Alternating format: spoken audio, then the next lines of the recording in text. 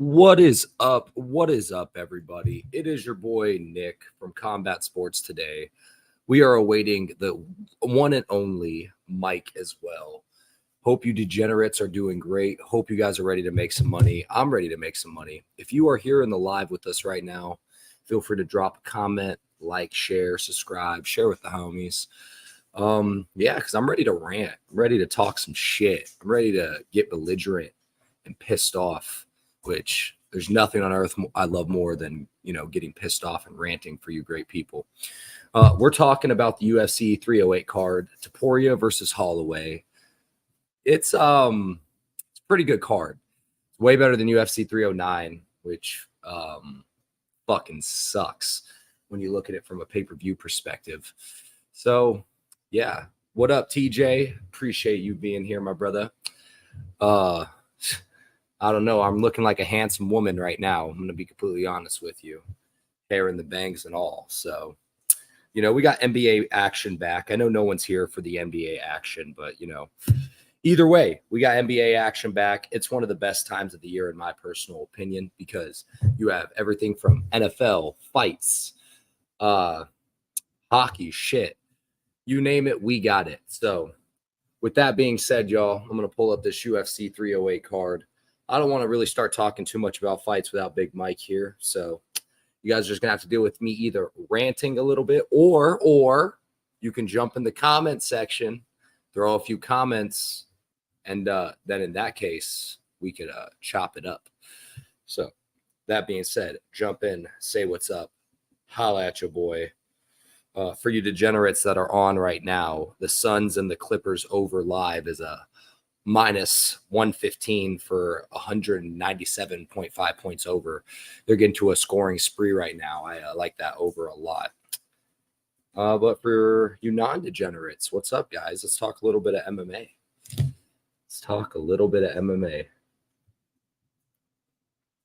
Well, Mike just texted me.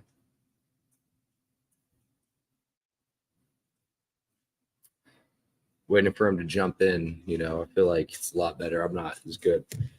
So let's talk a little bit. Francis fucking Ngannou. Holy shit. What a destructive performance against Renan Fajeda. PFL fucking sucks. 4-fight main card, and we got fucking 2.5 hours of loathing. Jesus fuck, right? I mean, they got one of their boys smashed and set up at a plus 700 with Safar. That was pretty sick to see here. That card, all in all, was kind of whack. But Francis Ngannou came in with that destructive force and absolutely raked in Renan Fajeda. Pretty damn impressive, to say the least.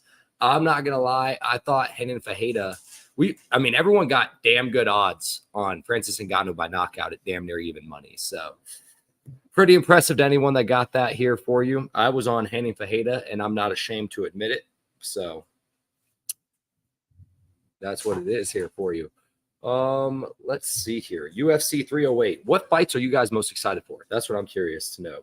Because if I'm looking at the card top to bottom, the fight that I'm most excited for would probably be Jeff Neal RDA.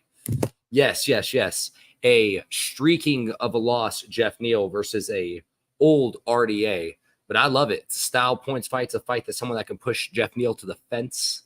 And you have Jeff Neal, who, in the end of the day, is still a slick boxer. So, Arman versus Shara. Ooh, you smell the dogs? I smell some hot dogs. And Arman versus Shara, let's talk about it here in a minute once Mike gets on, because I don't know. I'm feeling pretty spicy about a few dogs on this 308 card.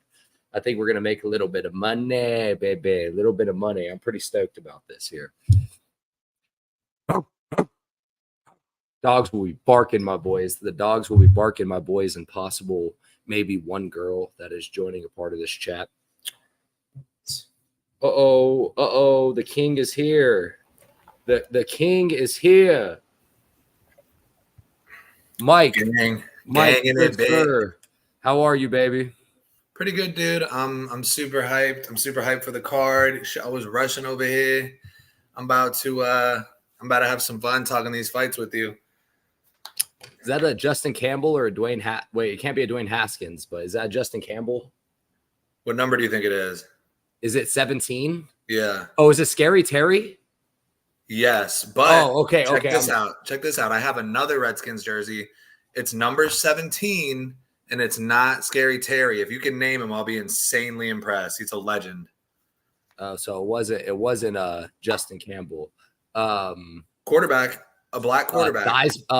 Not Theismann then in that case. Dude that ran with the Hogs. Fuck, why am I having Theismann destroyed his fucking leg. Fuck. Doug Williams, first black quarterback to win. Yeah, why'd you tell me? You should have let me finish thinking first, bro. Like, I wasn't done yet. I hate that, dude. When people don't give me long enough, and I feel like I probably could have got that, bro. I'm pretty sure I could have gotten it, but Doug Williams, fire ass jersey to say the least. So, you got any NBA sweats going on? Bro, I put in a bet right before the game started with a boost because we had an 8-leg parlay. Only leg that missed was Jared Allen, 8 rebounds. He got 7 and got benched because of a blowout. So I put in a bet right before the game, plus 7,000. Steph Curry, 6 rebounds, hit. Buddy Hield, 12 points, hit. Grayson Allen, 10 points. He has 8. I need in the second half 4 assists from Yusuf Nurkic and the plus 7,000 cashes. That is insane. So you need – it's funny because unfortunately we are going against each other, not in this way, but we need from the same team, assist from the same team actually. I took Tyus Jones because his assist line seemed way off. Here, I'll show it right here. I took Tyus Jones. I put a buck on him at plus 140 to win. Put $100 to win 140 on him at 7 assists. So I need 2 more assists from him. So shit, let's just get a bunch of ball passing. My boy Tim got the Bucks today, baby. You gonna get that? Wait, didn't the Bucks already beat the 76ers? Yeah, so he already got that. My boy Matt, what up, big Matt? You ugly son of a bitch. I'm just kidding. Shout out to Matt, handsome devil, striking coach over at Fluid Martial Arts. He's a fucking stud. My boy Tim's a stud. 2-0 on the NBA season so far. This is my first straight bet of the season is Tyus Jones. 7 assists, 2 more assists. Let's go, boys. Let's talk some fucking fights. Let's get into these scrapperoskis. All right, let's brother. fucking go, baby. I'm about to pull up. First fight of the night, Ibo Aslan versus Rafael Cerqueira. I know nothing about Rafael Cerqueira. I do know about Ibo Aslan. Ibo Aslan, I think, is it's weird because he doesn't seem to he's a slight gasser, but not a heavy gasser. He has sharp inside the pocket boxing, but he doesn't seem to know what to do at range, and he throws jabs from it seems like a country mile away. I don't know this Rafael Corriera here, but so I am going to do what I love to do and take the over here because the over 1.5 at minus 110. Love to cash those at the UFC level. In 2024 alone, heavyweight overs have cashed over a 70% at the UFC level when they're at 1.5. So, high clip, like it a lot. Opening fight at the over. I don't know this Rafael Cerqueira guy, so I could just be talking out my ass here. My boy Tim likes this Rafael guy, but Tim, honestly, I don't think you know who he is either. You may have watched a few podcasts and things of that nature, but I doubt you've watched any fucking tape on him. I doubt it, Tim. And if you have, let me see the proof. And what about you, Big Mike? Who you got? Because I know you ain't watched tape on this motherfucker either. So I want to go. You're wicked tapping. I want to go against Mikey the Man. How long have you been a Skins fan? My whole damn life, baby. I love you, TJ. You know that. You know I love you, brother. I was just talking shit. I earned this. We earned this. We 5-2. We could actually no. Let me stop myself. I was about to say we could lose the rest of our games. I'll be happy. That's cap. Well, honestly, bro, I got so. Rafael Cerqueira, yeah, you did. That was one of your better pronunciations. I don't know if you pronounced it right, but it sounded like you did. I feel like I did pronounce it at least semi on the border. So he's 34. That's not something I like. Ibo Aslan is only 28, but at the same time, Ibo Aslan doesn't move his head. He doesn't really do much besides. I don't rate Ibo Aslan highly at all. I don't either. I feel like he's going to get nuked at some point. I don't know if this is the fight where it happens, but I agree with you. I can see a sneaky over hitting here, and I bet it's plus money. Well, I just was a little bit more impressed with his cardio against Anton Tricoli last time. He is fighting a guy, though, that's only gone to decision and gone over the 1.5 twice in his whole career. At least when you look at the guys he's gone over against, it's at least Fernando Fiallo at 4-1, and then the over rounds 2 against 17-9 Wesley Martin. So hopefully the experience helps for Aslan here. This is one of those fights that I don't know too much about, so I don't even want to bullshit it. They have a guy from my high school team. The Redskins. Ben Stenot, correct? Ben Stenot's the dude that plays for I could be wrong, TJ. You let me know. You know what's crazy? Oh, Colson Yankov. Dude, I'm English getting his first jersey, language, bro. We saw him last week, and I was like, is that dude's last name Yankoff? I texted him, I said, bro, we getting Yankoff jerseys, no Diddy. English ain't his first language. First language is Martiamanian. I'm not from this planet here, Big Matt. So let's move on to the next fight because I didn't know anything about that fight, and I'm ready to move on to fights that I actually know a little bit more about.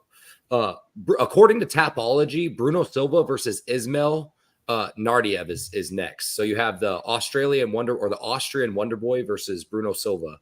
Bruno Silva, kind of a gas bag. On his best performances, he looks pretty good, but the Austrian Wonder Boy is kind of ass, and he's also kind of a gas bag. Great defensive wrestling, trains with good people over at Killcliff, and he's like 7 years younger. Just purely based off the look and the take here, it minus 2-1 odds. It's almost impossible to want to take Ismail here. I know Bruno Silva isn't great anymore. He's 5 losses out of his last 6 fights, which is ass to say the least. Yeah, that Yankoff was his QB. Hilarious. Every other one of the best high school players always plays QB. It's just what they do. Like if you're the best player on your team, you're going to play QB in high school. It's pretty funny how that works. So I'm not going to touch this fight, but I am going to watch it live just because say Nardiev here and Bruno decide to stand and trade, Bruno can make it a little bit more closer of a standing and trading fight. It's now when Bruno starts to try to shoot shots and try to wrestle on this guy, and then he gets anti-wrestled. That's where he's going to gas out, and that's where he's going to take the L. TJ couldn't agree more of a fade fight. What are you thinking on this next one? Yeah, I agree. T-Time, what's up, baby? TC Graphics, what's going on? This fight, I believe, if I'm not tripping, Nardiev was in the UFC previously. He fights at middleweight and welterweight. He had an even record in the UFC, and I think he's like 4-3 since then. So he's not that impressive. I'm not going to bet on this fight either, but just straight off the strength, I'm going with my boy Bruno Silva. He's mad. He's got that Chris Weidman rage after what happened last time out, and I think he can get a W here. I'm not betting anything. This pick is not crazy serious. I'm just picking Bruno. Money's coming in on Bruno too, because the last time I saw him, he was a plus 180, and now he's a plus 142. So yeah. Money's coming in on Bruno Silva here. Maybe people see kind of the similar thing here. I still think Bruno Silva was still losing that fight before the eye pokes, regardless. No, 100%. I picked Chris Weidman in that fight. That was my lock of the week, baby. Let's go. Oh, that was actually your lock of the week that week, wasn't it? Yeah. So we're actually going to a fight of the next fight, which is a regional fighter that I've actually bet on with my boy TJ over here in the chat. He knows about this man extremely well here for you. Carlos Leal versus Renat Bakhradinov. Not bad. How'd I do? Okay. I didn't even read it, just so you know. I put that on my brother's soul. I was staring dead into your eyes, and you didn't even know it. So I like Carlos Leal here. Carlos Leal, as we know, Renat does not take body punches and body kicks well. What does Carlos Leal do well? Lefts to the body, left kicks to the body. It's going to be an open switch stance fight. Leal has pace and pressure. He was training for a fight for UAE Warriors here coming up in about 11 days, if I'm not mistaken. So quite frankly, bro, I like Liao here. Liao's going to be my first dog shot of the week. Here at the odds right now, he's at plus 220, which is absolutely insane. And sometimes it goes against who you think beyond just wins. It's sometimes who you think is betting the number. And at this point, I'm betting the number. At plus 220 odds in a fight that I think is far more 50-50 against someone that has high pace, high cardio, good body punching, and decent defensive wrestling against someone who I think is really his only win succession here is wrestling and wrestling 2 or 3 rounds. Because I don't think Renat Fakhretdinov is going to outstrike Carlos Liao, especially from the open stance. So give me Carlos Liao at plus 220 odds. And I really like that pick, especially playing for the number because I capped this fight really 50-50. So yeah, this one's tough because like you said, what up, boo? We told you about Paul Hughes, player. We told you about Paul Hughes, player.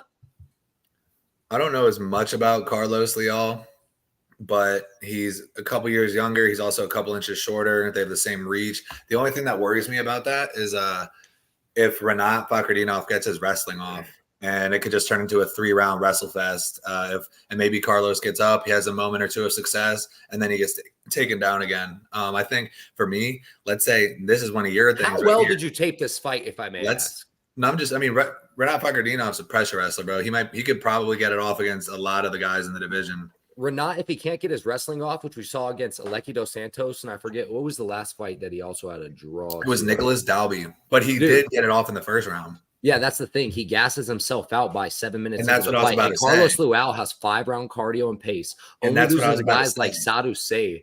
But you interrupted me. What I was about to say, and this is a Nick style right here. Let's say Renat Fakhretdinov dominates the first round with wrestling. If we see Carlos Liao getting back up, getting taken back down, getting back up, and he's easily getting back to his feet, he's still lost the round pretty convincingly. He might blow up to a plus 500, and that's a live bet spot. I agree with you. That is definitely a Nick spot. Appreciate you for that. No doubt about it. Should have let you finish because he is going to be a live bet. He is going to be a live bet spot. I'm still going to take him at plus 220 just to pre-fight because honestly, bro, I just don't think Renat's the goods. I really don't. His performance against Brian Battle is the one performance I look at and I'm like, that's the fucking goods. But that's a Brian Battle from about 3 or 4 fights ago that I don't think if they fought again, I think Battle outvolumes him and beats his ass. In very short notice. After that Brian Battle fight, I was like, oh my God, Renat might be him. And then we saw a couple more fights where it's like there's a lot of cracks in the armor there, in my opinion. Not a huge fan, man. So I like the way you would be playing it here. Check it live. I mean, I wouldn't recommend pre-betting Renat though, just personally. So 3-1, I'm not taking that. I don't think. Unless somebody's uber confident in him, then he could be a parlay piece, I guess. But it's risky, man. So you have a lot of people's main event for this one. You have Chenji and Njoku versus Chris Barnett. This one is very interesting to me. I think Kennedy Njoku has one of those interesting records where he has wins against guys like Ion Kutilaba, for example, and he has wins against guys like Devin Clark, who is talented in the end of the day. But then he has losses against Oven St. Preux, even though I did think he won that fight personally. I actually live bet Kennedy too as well. Against Chris Barnett, who is athletic in the terms of how he explodes and how he springs. He does a lot of crazy kicks and things of that nature. But dude, he's losing to fucking Ben Rothwell and Martin Buday. Losses against Martin Buday. And he has wins against the worst guys in the possible UFC. Gian Vellante, who was never a UFC level guy, and Jake fucking Collier. Get the fuck out of here. I hate to say it. I think the line's kind of warranted for Barnett to be almost a 4-1 underdog. And I wouldn't be mad about anyone playing a 4-1 underdog, especially at heavyweight, but Burnett gasses out after 7 minutes himself. He is 2 takedowns away in each round from getting beat by Kennedy. And Kennedy holds a high, tight guard, and he has decently crisp striking. And he's not a complete gas bag. So I don't know. I guess Brian said he was sick with that. Matt Zazota says Barnett with the spinning wheel knockout. Get the fuck out of here. I mean, honestly, it could happen, though, because it's Chris Barnett and he does that crazy shit. So I like Kenny Njoku, and I like Kenny Njoku by decision here. So. Yeah, as far as I'm concerned, Kennedy Njoku is a 100% do not bet. He was a minus 900 in his last fight. He shit the bed. He gives up on himself mentally, especially since that Dustin Jacoby fight. He just gives up and he breaks mentally. And one thing I know about Chris Barnett, I don't think that's going to be the case for him. If I'm picking a winner straight up, I would probably say Kennedy and Nzechukwu. If it's life or death, I'm saying Kennedy and Nzechukwu, gun to my head. But at the same time, any terms of bet, I'm saying, first of all, don't bet on Kennedy. There's no value. Don't put him in a parlay. He's known to break. Chris Barnett will fight for your money. And for me, I'm just going to pick Chris Barnett because I'll be damned if I pick Kennedy and Nzechukwu again. I'll be damned. Well, one, if you're putting a 750 in your parlay, one, you're a retard. Two, at heavyweight, 7-1 odds at heavyweight is fucking ridiculous. Chris Barnett is now a plus 525 underdog. So in terms of betting, like I said, the only way I would bet it, honestly, is I would actually bet the over 1.5. That's at minus 105. That feels like good money right there. That's a good play. That's how you play this fight. And I actually like that. Over 1.5. Chris Barnett is tough enough to not get finished. And Kennedy Nzechukwu is going to play that high, tight guard. I like the over 1.5 at minus 105. I'll take that all day. I mean, that's a parlay I would actually play is Carlos Leal and the over 1.5 on this fight. So even Fu agrees this goes to decision. So what's up, Raph? What up, Raph? Capitan Raf Ucho. Sorry if I fucking pronunciated that, my brother. Or is it half? Is it Raf or is it Af? Like Portuguese, Brazilian kind of deal. Capitan Rafucho. Either way, the name goes hard. Hard as fuck. Next fight, which the line actually confuses the fuck out of me. Abus Magomedov versus Bruno Ferreira. Abus Magomedov is a minus 142, and I know he's known to gas out, but he's going against Bruno fucking Ferreira, who we have zero thoughts of him going past the first round besides maybe a fight. A gas bag himself. Yes, he's a power puncher, but Abus Magomedov has the wrestling in his back pocket at any time. So, Raf, yes, sir. But with that being said, I like Abus Magomedov, and I like Abus Magomedov by finish here. Whenever the finish lines come out, Abus Magomedov inside the distance will be plus money, probably around plus 150. I love that spot. I fucking love that spot. Give me Abus Magomedov by finish all day. I really don't think this fight's close. Yes, he can get cracked, but he's not going against Sean Strickland. It's going to be teep kicking him to the gut 1.5 million times, as well as Abus also throws a nice teep kick, front kick to the gut as well. That's going to slow down Bruno. And he's also not going against a pressure fighter like a Sean Strickland. So give me Abus Magomedov, and I can see him even wrestling his way to a decision here. So Tim got Bruno, and I have to go heavily against you, brother. That's my guy. That's my guy right there. Who, Tim or Bruno? Both. So let me hear both your guys' thoughts. Tim, type your comments if you're not driving, and I want to hear your thoughts on this, Mike, while you're taking Bruno. I do think Bruno's going to pressure him. He knows he's the smaller guy. Well, in terms of length and height, he's the smaller guy. I think he's going to get up in his face. We've seen outside of the UFC how Abus Magomedov. I was about to say Nurmagomedov. We've seen how he deals with. He doesn't have many losses, but he's outside of the UFC. He fought a heavy power puncher and he got nuked almost off rip. And Bruno Ferreira has the power to do that as well. I mean, like Bruno can gas, Abus gasses too. I think Abus' only path to victory, personally, I don't think he's that good. And I think his only path to victory is wrestling his way to a decision, unless he can get off some good ground and pound or some Hail Mary sub. I don't think he's subbing Bruno. I don't think he's good enough on the ground. I don't think Abus is that good. And I think Bruno Ferreira has a higher upside of finishing. And he's also the underdog. So I like that a lot. And Bruno has wrestling, underrated composure. Dustin showed up last fight, nothing to be ashamed of. Stoltz was like quite frankly, I think Bruno fucking sucks, guys. I really think. I think he has some overhands, solid overhands. Outside of that, he has zero way to get into range. He tries to pull the walking Buckley where he tries to punch way too far out of range, to be honest with you. Abus has beaten guys like Sadabu Sai, and he's fought in higher level competition of the Cal Barrows and the Sean Strickland. He's fighting Worley Alvarez, who's essentially the same fucking guy as Bruno Ferreira, just a little bit more gas, if we're being completely honest with you. Abus is going to make this fight look easy, and I'm pretty confident in that. So this is the first Mike versus Nick pick of the day. I was about to say, we should blonde take guy wearing a child shirt. Fuck you, pussy. This is a Jason Richardson jersey. You fucking kidding me? Lean, mean. He said kind of hard, though. He said kind of hard, though. Oh, sorry. Hey, we should do a Mike versus Nick. We should do a friendly $20 wager. Yeah, I mean, honestly, if you're giving me a boost at even money odds, fuck yeah, I'll do a $20 wager. Let's go. Mike versus Nick picks, baby. Yeah, fuck yeah, I'll take a boost all day. Love you, Elias. Thanks for joining in, brother.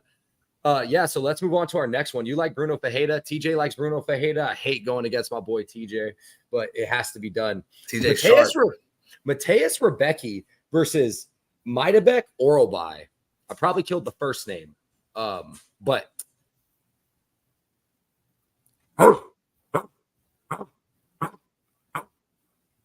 this ain't fucking Diego Fajeda, baby. Diego Fajeda, scramble god.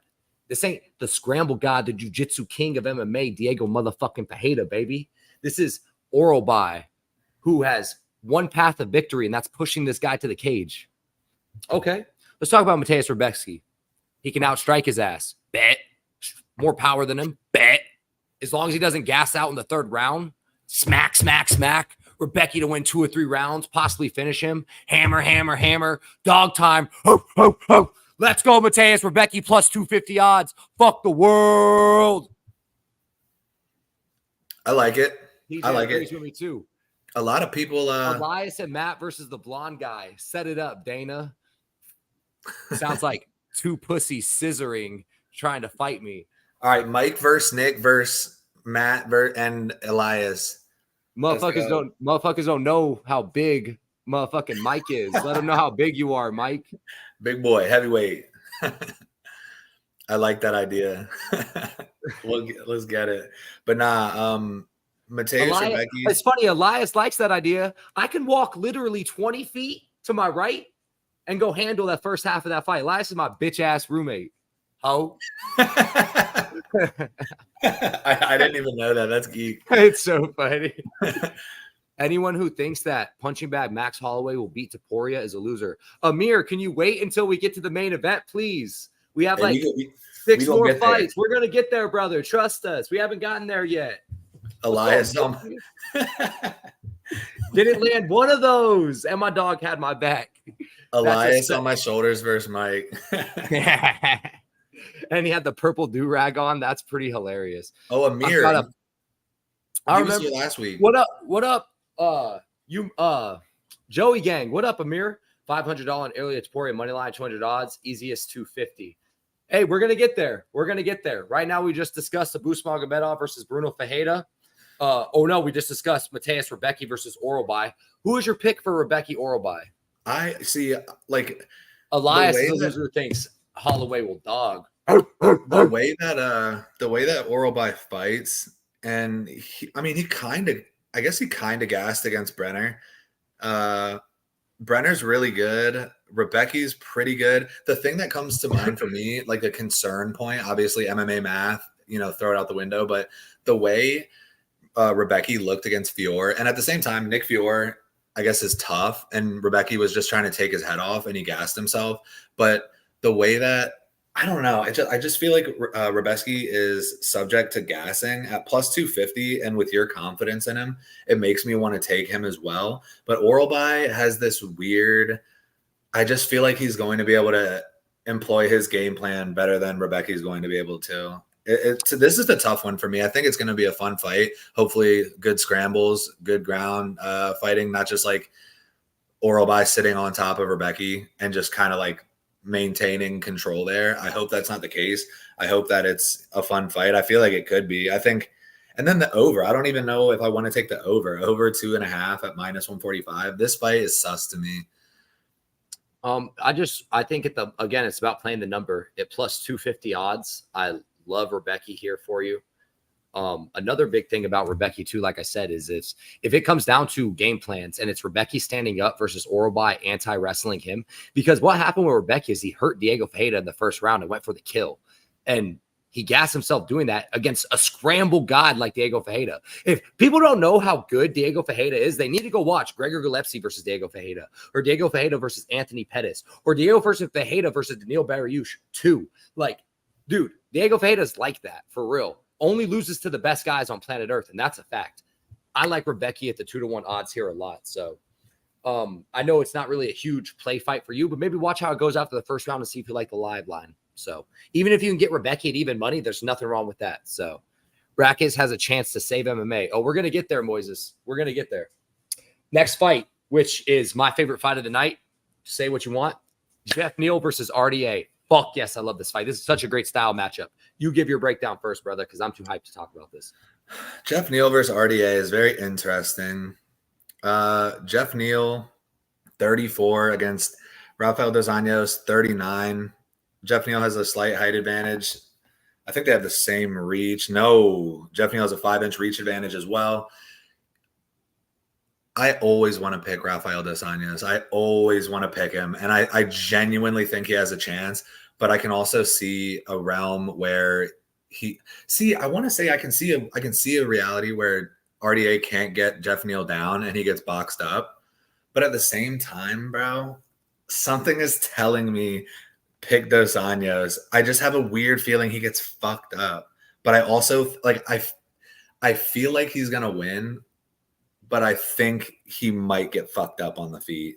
It's hard for me to say. I just 220 plus 225 for RDA, minus 278 for Jeff Neal. I don't know, man. I feel like RDA is alive, bro. What about you? I just want to talk about this fight. I have 0 bets for this fight. I'm gonna run through this. I think Neal will win this. I agree with Matt, but I think it's a fun style clash of matchups. You have good boxer against good head movement. RDA has slick head movement. I know it's an old fight, but go watch his Robbie Lawler fight or his Paul Felder fight. Even you can see some good head movement. Even saw glimpses of against Mateus Gamrot before the head ducks and shots and things of that nature. I think we're going to see 2 rounds of Jeff Neal having a solid boxing, solid pressure boxing and keeping his back off the fence. And I think we're going to see some awesome shit from RDA round 3 that's going to make it a controversial draw or something of that nature. I just have a feeling it's going to be that kind of fight. We're going to see Jeff Neal doing super well, and then we're going to see him slow down like he always does, and then RDA is going to pull some bet shit out of his ass. So I would love to be able to clip this and say that we catch RDA at some crazy live line after he gets pieced up after round 1 or 2. So that's kind of my thoughts on it. I agree RDA is mad wash. That's the issue. I mean, but again, he's fighting good guys. The issue is losing to Luque is a little bit worrisome. Brain bleed Luque, little bit of issue. Elias has hands of steel by knockout round 2. There we go. He's losing to Luque. Let's move on to the next one because, like I said, to Luque? RDA didn't he lost to Luque. Oh, I thought you were talking about Jeff Neal. No. Jeff Neal's the one who only gave him the brain bleed. Yeah. Jeff Neal's that's why I said brain bleed Luque. Jeff Neal's only win in his last 5 is against Luque. Granted, Jeff Neal's fought in straight fucking killers. I mean, like Shavkat Rakhmonov's a straight killer. Ian Machado Gary's super solid fighter. Don't understand people saying that they thought Jeff Neal won that. That was a crazy take to say. Crazy. So Luque, the Bilal killer, one of my favorite highlights of all time. Luque is involved with a lot of my favorite highlights, to be honest. Luque versus Mike Perry, incredible. Luque versus Wonder Boy, fucking incredible. I love Luque. Hey, I'm going to get a beverage. I'll be right back. Perfect. Well, I got to start running through this because I haven't got too much time tonight, unfortunately. Shara versus Arman. Shout out, Vinny. Oh, because of Bilal. I was like, where the fuck is Vinny? I just realized. Shara versus Arman. It's my boy TJ's favorite fight of the night here for you. I like Arman at plus 136 dog money, man. He's fought in the better competition, solid kickboxer, and nothing about Shara has ever impressed me, to be completely honest with you, besides his video of him knocking out that one dude at the mall and stomping him out after he was getting clipped off first, to say the least. Shara doesn't play well at range. He tries to leap in way too much with his kicks without even setting him up with his hands. He doesn't really have a grappling upside here against Arman that Arman Petrosian hasn't seen against the likes of guys like RoboCop or even Kai Burrell, for example. Me and Knuckles are in a big agreement here. Arman's a live dog here. And honestly, I would like the number to be a little bit better at plus 136, but I think the books know that Shara is the favorite due to being where they're at in Abu Dhabi. But outside of that, man, I don't think this fight's that close, bro. I think Arman's gonna make it pretty one-sided. I think we're gonna get a live line of like minus 200 on Arman after the first round. Who you got? Arman versus Shara, brother. I want to pick Arman, but at the same time, it is Arman. I keep calling him Arman. My bad. He has those T-Rex arms, and Shara Bullet has been underwhelming thus far in his UFC career, but Shara by knockout is only plus 320. I feel like as far as a pick goes, I'm just gonna pick Shara just because he has been underwhelming, but I think he's just gonna. I don't know. I feel like he's gonna get better striking off at range. I think he has. I guess he's quicker. He has a little bit more snapping power. I mean, I hate him at range, man. He doesn't set up his kicks with anything. He flings them out there, and yeah, he's athletic and they're snappy, but it doesn't seem to have the power that you would think from the way he's trying to set him up. So I'm just not big on him, man. Well, the guys that he's fought so far, even that one guy who's dating Dern, he had a fucking chin. He had a chin. Cauley took that fight probably off the couch drinking beers off like 4 days notice. I know, but the way he was getting McCall is okay. And we just talked about Bruno Silva. Bruno Silva is also washed to shit. So I mean, Armin has a chin as well, too, though. Like, and Armin's fought in way, way better level of competition. RoboCop, Kai Barral, Chris Leroy Duncan, Adolfo Vieira. Like, the level of competition isn't close. But this is a striking only fight. Like, two of those guys you named are grapplers who grapple the fuck out. Exactly my point. Two of Armin's losses are against fucking grapplers. Adolfo Vieira, the fucking black belt killer himself, and motherfucking Kai Barral, who's a Brazilian fighting nerd beast, right? But look what he did against Chris Leroy Duncan, another striker, and look what he did against fucking RoboCop. Which people say that he lost the RoboCop fight, but fuck no, he won that fight. One of the best live bets I've ever taken. Armin beats Shara. I agree. Both the dudes, Armin beats Shara. I do agree. Everyone is split on this fight. It's a fun fight. Let's move on to the next one here. What's your final pick on that fight, by the way, Mike? I don't feel like I got a definitive pick. I gotta go Shara. I hate to say it. I don't like him either, but I'm going to go with him. I mean, at minus 162, if you like him enough, it's a good enough parlay piece. So we got Magomed Ankalaev versus Alexander Rakic. So Rakic has the thing to do the funniest shit in MMA of all time here, bro. Rakic is a great leg kicker. We know he has devastating power. At least he used to. It seems like he's a decision merchant now at the time. I want to pick Rakic, but I think Magomed Ankalaev's fight IQ is far too high. And I think if he gets hurt, he has the wrestling in his back pocket to resort to. It just sucks that the line is minus 375. So I think at the dog odds, I think it's a possibility Rakic at plus 295. It's enticing not to take Rakic, especially at light heavyweight. I just think Ankalaev's fight IQ is very high. Rakic has the best style to beat Ankalaev, honestly. I mean, leg kicks. He's not a better boxer than Ankalaev. He's a decent defensive grappler, but I think Ankalaev is one of the better offensive grapplers. Everyone always talks about the John fight. It's one fucking fight. I mean, really, we can talk about two fights. The Paul Craig fight. That's where the fight IQ comes to shit for those two fights. But besides that, I think he's done very well with his fight IQ and how he's worked through the trajectory of his career. Damn, Opie's back. What up, Opie? Yeah, bro. And Jan Blachowicz, by the way, I just want to say about his legs. It's probably some of the densest legs in MMA. Look how he was checking and destroying Izzy's legs with his checks.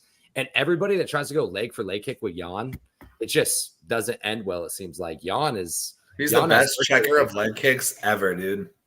So seems like going to be another split fight. Murphy by decision. We're going to get there, Elias. We're going to get there, Elias. If he could throw a punch, he could have won. His fight IQ against Santos was also dog shit. I don't think it was dog shit. I think he was just trying to stay away from the power of Santos, and he was just playing it slow and roll because everyone has this heightened sense of Santos being a power puncher. So what do you got, Mike? How you feeling how you feeling for this fight? Dude. And again, two knuckles too. Again, this is a betting show. Sometimes it's not about picking a winner. It's about playing the fucking numbers.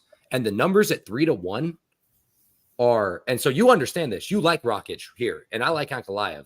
So I'm kind of in the sense of where, like, if I'm going to bet on it, I would bet on Rakic with you, just so you know. The thing is my head doesn't make me want to say it out loud, like, because I think Ankalaev does get it done. I think they want him to get it done in Abu Dhabi too as well. So the number, though, makes me want to play it, undeniably. Plus 300, it's like, damn, how do we not want to play that, you know? Hey, shout out Opie Taylor. I've been here since before the Yankoff stuff. Yes, sir. Shout out Opie. Bro, we OG appreciate having Opie. you guys all in here, bro, for real. OP is the OG in the chat, one of the OGs. All right, I'm gonna go with, and I'm a fan, bro. I'm a Rockets believer. I actually had him as like my value like lock of the week against Erie, and in round one, everything was looking. I was like, oh my god, I'm so smart, and then Erie just turned it into a dogfight. He turned it into a brawl. He pulled Rakic into it, and obviously we saw it happen. I feel like You're one based off autism. I feel like Magomed Ankalaev is more calculated than Yuri, and he will, go tit for tat like a chess match with Rakic. I think Rakic, he has, he's good everywhere. He is a well-rounded fighter, just like Magomed. This is a super fun matchup for me, and based off the odds, plus 300, plus 295 for Alexander Rakic, I am very excited for this fight, and I really, really hope that the boy can get it done. If Rakic wins, especially because I feel like he poses less of a threat to Peloton. Base Gotti, I think we agree there. Rakic has a chance to do the funniest fucking thing ever to Ankalaev's career. It's pretty insane. Who did Yuri like that? I didn't do Yuri like that. Hate out. It's because I said that Yuri won that fight purely based off autism. Oh, true. Yeah, no, he turned the dog in, bro. Dude said, take my forehead, and just literally just took his forehead. It was absolutely insane. The elbow was crazy. So, yeah, man. I mean, Rakic did look impressive, especially in that first round against Yuri, though. He looked like a world beater. Yeah. But are we starting to see that Yuri may not be that good? Is that what we're starting to see, that he just may be too tough for his own good? He needs to get into a real MMA gym. Everybody on earth can agree with that. I think Yuri's good. I mean, it's when you go up against a guy who has the nuclear option like Peloton does, like Yuri with the way he fights is very risky. It's very chaotic. And a guy who's as calculated and who has as much power and precision as a guy like Peloton, that's like the literal worst possible matchup for a guy like Yuri. So if you're looking at Rakic, he was fighting literally a perfect fight against Yuri until it wasn't. And that's basically Yuri's game plan, is draw you into a war and see who's the tougher fighter. And Yuri's going to be the tougher fighter versus a lot of guys, except for a Peloton, or I don't even know who else in the division right now. Obviously, a Magomed Ankalaev, I think, takes Yuri too. Have you ever seen his Vadim Nebkov fight in Ryzen? It's like a single round, 8 minutes. One of the funniest like meme fights of all time. Nemkov was low-key winning, and he couldn't get off the stool. Someone who won't get scared of Yuri, just use technique. I agree. Like, and honestly, we haven't seen Yuri fight a good technical grappler yet. Like, imagine Yuri versus Ankalaev. That fight wouldn't be fucking close. Yeah. Ankalaev probably subs him in the first 2 rounds. Just being real. Ankalaev has no subs though. He might just get him on the ground and brutalize him. I've never even heard that he was knocked down that fight and woke up. But that was against Dominic Reyes. Dominic landed an up kick and put Yuri out. Oh, that fight was so good. I forget about that fight sometimes. Even though Dominic Reyes, I know that spinning back elbow was absolutely atrocious. Unnecessary. That was just fucked up. One of the most horrendous things I've seen in a long time. It was sad, man. So let's go back to my boy Elias's comment here. He says Leon Murphy by decision for the next fight. Murphy by decision. Fight would have been closer at the start of the year. Dan Ige versus Leon Murphy. I'm assuming he's talking about Lerone Murphy. Again, with my name pronunciations. If it's your first time here, welcome to the name pronunciations of Nick Clark. I can't pronounce shit, and I apologize. Lerone Murphy versus Dan Ige. Dan Ige showed a lot of toughness, a lot of heart. He always has great cardio. He's a good anti-wrestler, and he hits like a fucking truck. Lerone Murphy, great open side body kicks, also showed really good cardio against Edson Barbosa in a 5-round fight. Technical, calculated striker too as well. This is not a 50-50 fight, but more of a 60-40 fight for me for Lerone Murphy. I like Lerone Murphy, and I also like Lerone Murphy by decision, but this is one of those fights that's going to be a complete Nick bet, I'm going to take Lerone Murphy by decision. Pre-fight, because I'm probably going to get it at plus odds, plus 100 to plus 120 odds. But if I see Dan Ige doing some solid offensive wrestling, getting inside with his pocket boxing, and as we know, Dan Ige is going to have 3-round cardio. That's never a question. He's a consummate professional, always in the gym. Love Dan Ige to death. I may play some money live on Dan Ige, depending on how it's looking after round 1. So it's my thoughts on it. Canceled in February, pretty sure. Were they supposed to fight earlier in the year? I think they were supposed to apparently fight at the Sphere, if I'm not mistaken, and then he ended up not getting the fight. See, Base, we're kind of in a similar boat. Like my early leans give me Lerone, but Ige is a good live bet. I don't know Lerone, but just how his body shape makes me pick against him against another striker. Lerone is a sharp striker, man. He's calculated. He has crisp inside boxing, and he has a great open side body kick. And he showed a lot of toughness in his career, man. He almost died in a motorcycle accident. So those are things I like to see. Dan Ige, fun fact is I don't like betting. I don't think outside of Max Holloway and Dan Ige, are there any Hawaiians in MMA that have really good cardio? I feel like Dan Ige and Max Holloway are legit anomalies when it comes to the cardio aspect of MMA because I feel like Hawaiians are one round gas or bust. It's no disrespect. My roommate's Hawaiian. The fool's going to be talking shit now. So looks like I'm riding with Ige at this point too. I mean, for me, I'm looking at it, I think striking for striking, Lerone Murphy is a more well-rounded striker. But at the same time, I don't think he has the same sting on his shots that Dan Ige has. And I think if Lerone Murphy finds himself in a position where he's getting tagged by the better shots that Dan Ige is throwing, and his are affecting Ige less than Ige is affecting him, he's going to try to resort to the wrestling. And like Nick said, Ige has pretty good defensive wrestling, good takedown defense. If we see that Lerone Murphy isn't getting off on his takedowns, or if he's not able to keep Dan Ige down, another Nick spot. I like a live bet opportunity there for Dan Ige. I'm going to lean Dan Ige in this fight just because of the nuclear option. We saw Lerone Murphy rocked in his last fight against Edson Barboza. Obviously, it's Edson Barboza, and it was a crazy upkick. But at the same time, Dan Ige, they call him 50K for a reason. And if the universe is right, Dan Ige going to get his chance in the sun. I think he deserves a dub after stepping in on 3 hours notice. They hoed him, bro. Sending him all the way to Abu Dhabi. They absolutely hoed that man, Ige. Stepped in on the most gangster shit you've ever seen. Less than 6 hours notice. Comes in and saves one of their shit cards of the year to give us one of the best fights on the goddamn card. Always brings banger after banger after scrap after scrap. And motherfucker send him to Abu Dhabi on some bullshit. We understand it's a good card. We understand it's a morning card, so it's going to get a decent amount of eyes on it. But get the fuck out of here. Let him fight in his home state of Vegas so he can go home to his kids. Fuck that. Emotional pick. I'm riding with Dan Ige, and I'll be so happy if he wins.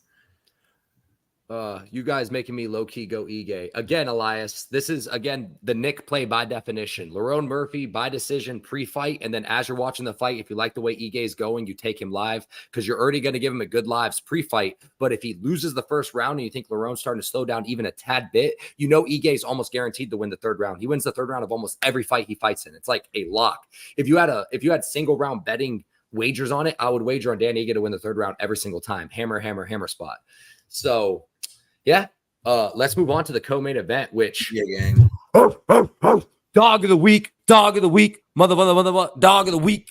Let's go. Robert Whitaker plus 200. I don't give a fuck who he's fighting. He could be fighting Jesus. At plus 200, we smash the Reaper, okay? Especially Khamzat. He's probably going to be on tops of all types of juice. He's training up in the Russian mountains, where they can't find him, quite frankly. He's going to be on the most juice of all time. Let's just keep it $150 here for you. But damn it, if Robert Whitaker gets out of that round one in a 5-round fight, I hope this motherfucker Khamzat brought his fucking bricks, baby, because he's about to drown. Oh my God. Dog of the week, Robert Whitaker, anti-wrestling clinic.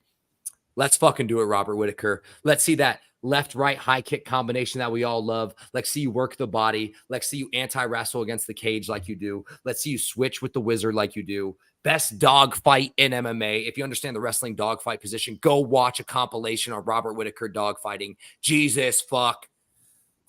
I am a little bit worried about the Khamzat juice, though, because there's not a question in my mind. That man is a Bane supplement right now, okay? Oh, I'm so hyped for this fucking fight. I can see it in your face. You're going to say something. What you got? What you got for me, Mike? Nah, because we were Hamzat is Bay, and I can't hear this. Hamzat unfortunately takes his back rear nakes and chokes him in the first. Like you took my back, but couldn't finish it in the round yesterday, Matt. Ain't no Diddy. Yeah. You day. Hey, all right. So when this fight was originally scheduled, and I can't hear this slander. I'm so sorry. I'm sorry. I'm a known Hamzat hater. Okay. And it's not slander because if Robert Whitaker gets out of the first round, is what I'm saying. Round 1 is dangerous as all hell, especially on all that juice. I don't remember. No. We have witnesses. He choked him unconscious. He forgot. No, he didn't. No, he didn't. I remember knowing him multitude of times. I mean, he may have 21 owed me on the points, 10-7 rounds, but that ain't no finish. All right, let me tell you how I'm thinking. So we originally both were picking Robert Whitaker as the dog of the week before the original cancellation of this fight, and I'm getting nervous because Hamzat is in a position to earn himself a title shot, but then again, so is Robert Whitaker, and like this is a live spot card because if Hamzat is ragdolling Robert Whitaker through round 1 and Robert Whitaker does survive, that's a slam spot. He'll probably find himself at like plus 500, plus 600, something like that. And that's where I think he's going to be most valuable. Robert Whitaker, it's hard to pick against Hamzat at this point. At any point, it's hard to pick against Hamzat, but I send you a DM because I had a podcast talking about him, man. Send a DM. Sounds good, Capitano. Hey, being real with you, Matt, I don't even remember getting finished. So I guess I don't know. Maybe the triangle. I don't remember the rear naked choke finish, Matt. I wasn't even just talking shit. I really don't remember the rear naked choke getting choked out by the rear naked. OP, don't switch on us like that. We're just, hey, OP, we're boys. I can have one disagreement of opinion, right? I can have one opinion. And again, guys, the Nick bet, okay? It's not just Nick bet. Everyone knows this. My favorite thing to do is find a prop I like pre-fight and bet it live. My thoughts are on this. Even if it is Juicy Hamzat, and I know he's gonna be roided out, baby. Robert Whitaker, if he gets out of the first round, is still 5-round Rob, guys. We're not sleeping on 5-round Rob. That's a big point. If it was a 3-round fight, I would be more inclined to say Hamzat takes it by decision. Those new vitamins. It's like I tell everybody, y'all think Tom Brady played to 42 years old eating good broccoli and spinach? Hell nah, it's the good juice, y'all. It's the good juice. And Opie, we know that's Hamzat the is issues legit. we've seen. Here's the thing about this, Opie. We've seen Hamzat gas multiple times against Usman, against Gilbert. That is the thing. We have the proof in the pudding that he's gassed. We don't know how well the steroids are going to do for him. Hey. Okay, Matt, I'm sorry. You did get it. I apologize. I wasn't trying to slander you. I really didn't remember that. I guess you choked me to sleep. Hey, we love Tom Brady out here. We love Tom Brady. Opie's our boy. Too. And Mike versus Nick versus Opie. You already know what's going on. Opie always has dub takes. I gotta give him that. It's a 5-round fight. Rob. This is a 5-round fight. That's what they call me. So, in my opinion, if it was a 3-round fight, Hamzat takes 1 and 2. But Hamzat takes 1 and 2. What happens when Rob's still there in round 3? So I feel like I'm basically what my pick is for Rob versus Hamzat is the question is, does Robert Whitaker survive the first round? Does he survive the first 7.5 minutes? Okay, I was going to say, really, it's going to be more like 2 rounds that he has. 7.5 minutes. If he's still there and he's not completely dejected and on his way out, I mean, that could very well be the possibility. But at the same time, I think Robert Whitaker is tough enough and skilled enough, unless he gets nuked or subbed quickly, that he's going to be able to take the fight into deep waters. I really feel like Robert Whitaker is alive here. I understand why you guys are saying Hamzat as well, because he could easily make this fight look like he's a 3-1 favorite. OP, to be real with you, bro, all title eliminator fights should be 5-round fights for me. All title eliminator fights should be 5-round fights. I agree with that. All of them. And I'm sorry, Base. I'm just saying, when I have an inclination that a fighter or an athlete is on steroids, which is probably like 60% of them, in my personal opinion, maybe not fighters, but professional athletes, I have to call it out. Just saying. So, yeah, I'm interested to see how this fight goes. One thing I didn't mention about Robert Whitaker is he is chinny. That worries me. Hamzat hits like a piss missile, and he is fucking chinny. It leaves me a little bit worried on that sense. I want Robert to win. I'm only going to take him live. I'm not taking him pre, but the minute that this gets out of 2 rounds, especially if it's there, I'm smashing that line. We're seeing, though, DDP is a lot better than people are giving him credit for. DDP is doing this to literally everybody. He gets his hands on people and ragdolls and drags fucking everybody down. It's mad insane. Like, DDP is a freak. Like way more impressive than, and he had that nose surgery, and that man just pushes and pushes and pushes. Now, I actually truly believe DDP just has like a different mentality and heart, bro. He's on another level. He'd be on death's door and then just immediately regenerate energy. He's a fucking beast. This fight to me is a 50-50 fight, though. Hamzat and Robert Whittaker is a 50-50 fight. And I will be willing, even if at the end of the day, Robert Whittaker ends up looking like a plus 900 underdog, gets finished in the first round, gets dominated until he gets finished in the second or third. I still stand by pre-fight. I think it's a 50-50 fight between these two guys. We need to see Hamzat against a high-level middleweight. I mean, he fought Hamzat, or he fought Kamaru Usman at middleweight, but that's 10 days notice. And that's a welterweight. Exactly. With shot knees. At least here, if he beats Robert Whittaker, no matter what fashion he beats him, unless it's a controversial split decision, there will be no controversy. A true middleweight now, because Robert Whittaker, yes, he started 170, but he used to kill himself to make 170. He's been a middleweight contender for 10 years now? Better part of 10 years. Anti-wrestler from hell, too, as well, from what we've seen against everyone from the likes of Yoel Romero, Marvin Vettori trying to wrestle his ass. Even when Kelvin Gastelum shot shitty shots on him. Anti-wrestler from hell. And we got to throw respect on Robert Whittaker. He's lost to 2 people in the last 10 years, and those 2 people are Israel Adesanya and Dracus du Plessis. And champions. The only guys he fucking loses to are either champions or title contenders, even back to his 170 days against the likes of Wonderboy Thompson. That's just the fact of the matter. Honestly, though, the UFC gave us the best co-main event and main event stack up that they could have, in my opinion. Hamzat Chimaev versus Robert Whittaker, fucking insane of a co-main event. Let's talk about this main event, because before we go to the main event, Baze Gotti, I agree with you. We're at a point where you cannot bet against DDP until he gives us a reason to, and that's the first time he loses. 100%. Which, hey, we both took DDP in his last fight, so shit was sad, but I'm a fan of DDP. He's a good shit talker.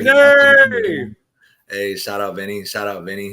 All right, man. Let's get to the main event. We have Max Holloway versus Ilia Topuria. You want me to start, or you want to go first, good sir? Let's hear what you got to say, buddy. I'm gonna hate saying this, because my favorite call I've ever called on this show was Max Holloway finishing Justin Gaethje at plus 750 odds and calling Max Holloway the lock of the year against Justin Gaethje at plus 180. So I think we all know where I'm going here. Max Holloway's chin at some point has to go, and who's better to go against than Ilia Topuria? Ilia Topuria drops the hands of gods on motherfuckers. He could punch through the ocean and kill a whale. Just being real with you, bro. So Ilia Topuria inside pocket boxing is clean. We've seen him go 5 hard rounds against the likes of Josh Emmett. I trust his cardio. I trust his punching power. He was getting tagged against Volkanovski, but Max Holloway is not going to move like Volkanovski. And the thing is, Max Holloway may stand in the pocket and trade there. And that's what worries me. Going 25 minutes with Ilia Topuria, who may have some of the better boxing in MMA.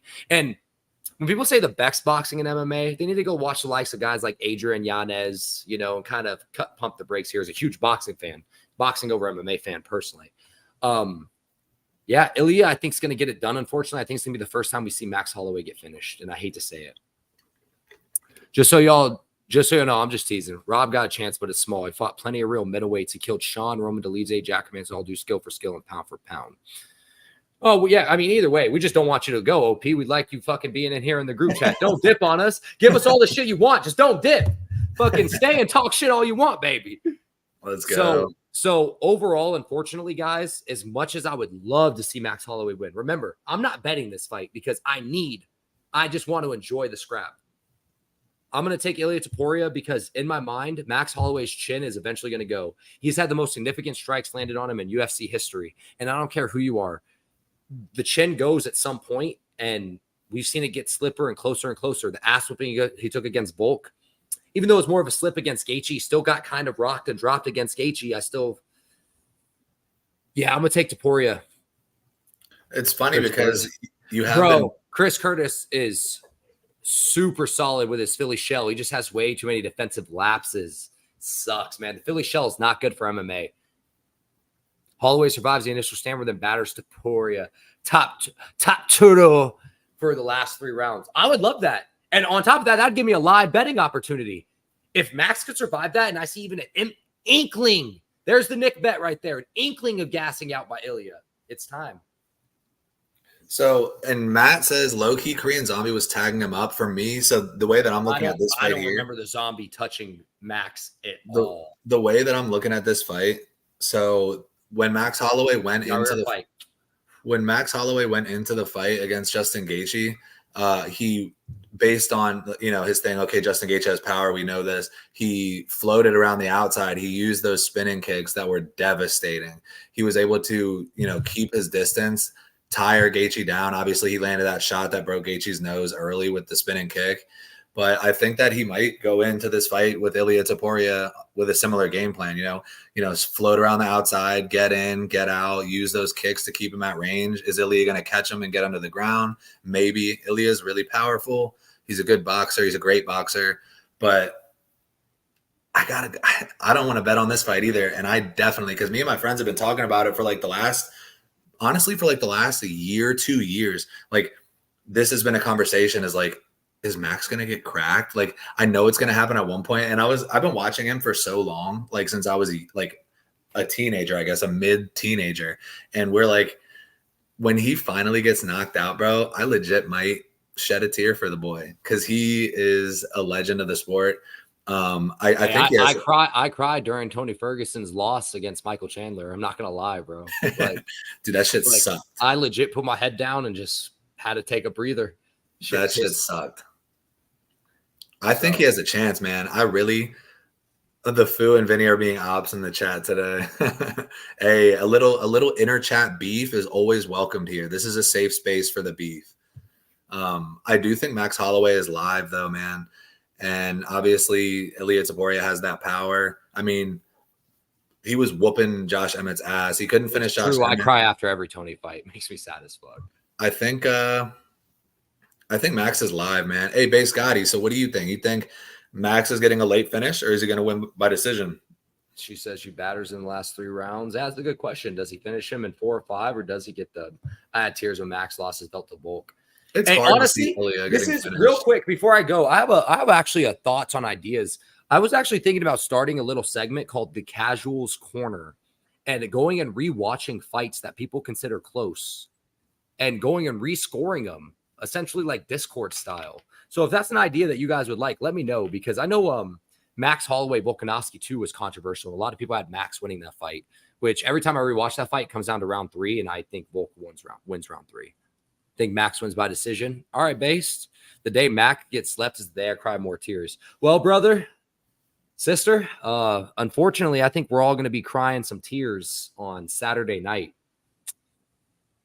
Hey, it's going to be like Saturday. For you, it's going to be like fucking Saturday morning, bro. It's all good. I'm be getting choked out Sunday morning anyway, so I'll be shedding tears after that. So the card here starts at 10 a.m. So the card for you is starting at fucking 7 in the morning on Saturday. Oh, it's a morning card. Yes. So that means the main card for you will be at 10 a.m. Yeah, 11 a.m. That's so beautiful. I'm so excited. I cried when Brandon Moreno won. Foos get lonely. You're never lonely, Foo. You always got me, Doug. Always got me. Yeah, man. So we got early fights, banger card, Dodgers versus Yankees, game 2 of the World Series on Saturday as well. I'm super lit. I really think Max is live to win here. And it's crazy because the last 3 fights, Rakic, Whitaker, Holloway, if you're an absolute degen, that dog parlay goes crazy. And I think there's a lot of live betting opportunities. Sorry, bro. I just have to say it. Tyus Jones cleared the 7 assists with ease. He has. Yeah.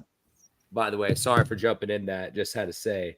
I took him also to get a double-double at plus 1,100. He's not going to get that. He's 2 assists away. But if this game goes to overtime, I'm fucking lit. I don't think lit. Nurkic still needs 3 assists. I'm cooked on the plus 7,000, but nah, baby. Watch this OT. Watch this OT happen. Watch out. Crazy. My stream was freezing where Rose against Andrade whooping her ass and refresh when Rose ground slept. Oh my god, that's fun. I used to pay for every pay-per-view up until what was the pay-per-view that had Charles Oliveira, Tony Ferguson, and I believe it was Brandon Moreno Figgy 2 or 3. I paid for every pay-per-view up until that point, and then I realized how much money I was wasting. And it crashed during the middle of Ferguson, Charlie Olives. A pay-per-view that I paid for. Fucking horrendous. So for me, the pay-per-view thing, we usually stream them, but if it's a big enough event and we want to make sure there's no fuckery. So for example, UFC 300, I was talking to my boy, I'm like, we should buy it, right? And he's like, no, we can just stream it. And I'm like, what if we miss a knockout and it just comes back and a guy's laying on the ground and we're like, fuck. And he goes, well, we can just, see the replay 10 seconds later. It's not that big of a deal. And I'm like, yeah, but I feel like we should buy it. So we bought 300 and Max got that last second knockout and it was pandemonium at the crib. And I told him once we finally calmed down, I was like, imagine if we were streaming that joint and we missed that for some reason. That would have been absolutely heartbreaking of a moment because of how everyone in the my boy's house, everybody went crazy. Yeah, so for example, I'll be buying the pay-per-view tomorrow. I don't buy all of them, but I really like tomorrow's card, and I just want to make sure everything's clean. Even though ESPN, tomorrow, bro, it's Wednesday. Bullshit. Huh? It's Wednesday, Mike. Tomorrow. Did I say tomorrow? Yeah. Oh man, I'm tripping. Saturday, I will be buying the card. So my underdog parlay of the week. If I'm picking my 3 dogs to bark, I like Carlos Leal Miranda. I love Carlos Leal as a straight play. Plus 220 is amazing. Mateus Rebecki, not as confident as that, but closer fight for me than the odds suggest. And Armand Petrosian, I think he's gonna make it look pretty clear against Shara. And you got that, y'all, at plus 2,543 odds. Bang it out. Wait, what was it? Plus 2,543 odds for Carlos Leal, Armand Petrosian, and Mateus Rebecki. And if you don't like Mateus Rebecki, I also like the Njoku Chris Barnett fight to go over 1.5 rounds at minus 105. For that fight to start round 2, it's plus 140. So if you want start round 3, I'm sorry. Love that. I got a $1 holler. Thank you, Base Gotti. This is what I'm saying. Rebecki may have gassed against Diego Fajeda, but he hurt him, rocked him, and Diego Fajeda is a scramble god. Anyone that knows that, Diego Fajeda has sick jiu-jitsu and sick MMA wrestling and cardio. His fight against Gregor Gillespie is one of the best scrambles you've ever seen on planet Earth. Oralbai has one method of victory in this case, and that's fence hugging and cage wrestling. He's not going to outstrike Mateus Rebecki, and quite frankly, I guess he has 2 rounds of victory if Mateus Rebecki gasses out. So I see 29-28 for Rebecki winning rounds 1 and 2. I trust that. So, and on top of that, I love seeing fighters come back from bad cardio performances and looking better because sometimes we overrate these bad cardio performances, not including guys like Terrence McKinney or who maybe not even does have bad cardio, but just goes out in the first round. But you know what I'm saying? Guys that have proven bad cardio. So $1 holler for the weekend. If you're looking to get sweaty, I would not recommend putting more than a 10 piece on this. But if you want to look at these dogs, which, I have my thoughts about each of them, but Rakic, Ige, Whitaker, Holloway, $10 will win you 1,100, and that's a crazy one.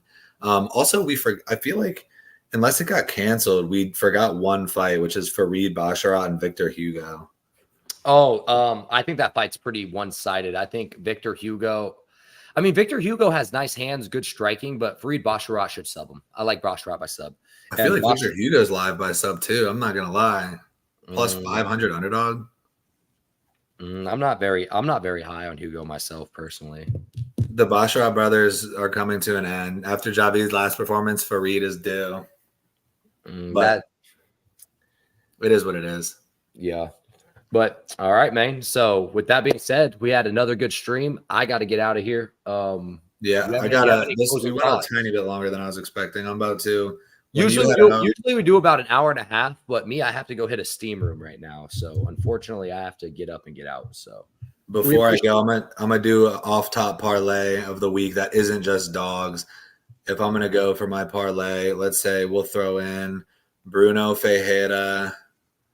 I like Shara Magomedov. I like, we'll say Robert Whitaker and Max Holloway plus 2,995. That's a very dangerous parlay, but I do feel, it's hard. I don't really feel that much confidence in any of the picks this week, and that's why I think it's a good spot for live betting. By the way, they're going to OT. We have chances on both of us. Oh my God. That's crazy, bro. We have double chances around this bitch. Just so you know, the degenerate lifestyle, baby. Let's fucking go. That's unbelievable. If I'm doing a parlay that's just like off rips, doesn't even matter with dogs. It's funny because we're going so opposite. I like Carlos Leal. I think Renat's not good. And I think he's a gas bag too as well. I like Abus.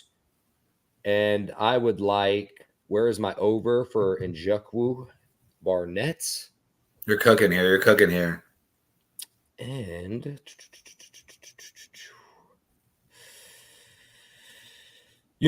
because we have to cap it off with something we agree with, right? Robert Whitaker. And that for 4 legs, Carlos Leal, Abus Magomedov, over 1.5, and Robert Whitaker, plus 3,100 odds, baby. 31 to 1 odds. I could take the same parlay, but put Bruno in instead of Abus, and then we're both feeling confident. Somebody's going to win, hopefully. And if you have DraftKings and you don't like Robert Whitaker at the straight odds, take his plus 5.5 spread, which I know you don't love that much. It's still at plus 150. Still gives you plus 2,600 odds. So we loved it, y'all. We appreciate everyone that joined in. Elias, Base, Goaty, appreciate you. Opie, my fucking dog. Amir, you're a beast. Vinny, I know I'm missing people. Matt, fuck you, Matt. TJ, love you to death. And if I missed you, I'm a piece of shit, and I truly apologize. Capitan, we're gonna get in touch here so we can all chop it up here soon too, as well. I don't know. Nothing but love. I don't know if you want to. Knuckles, my dog. I appreciate you as well, Knuckles. How'd I forget about you? So thank you to everybody that joined in, man. This was a fun ass stream today. Hey, have a good night, Base Gotti. Have a good night, Vinny. Have a good night, all of y'all. We appreciate you guys joining. We hope to see you guys next time. Give us a follow on Twitter if you guys can. I'm at Nick Saban, NickSaban. Give my boy Mike a follow at. It's at Michael_AQUIN0, the number 0. We of course will follow back. We're no busters, so we appreciate you guys. Nothing but love, peace, chicken grease, baby. Let's have a great fight card. Let's go, baby.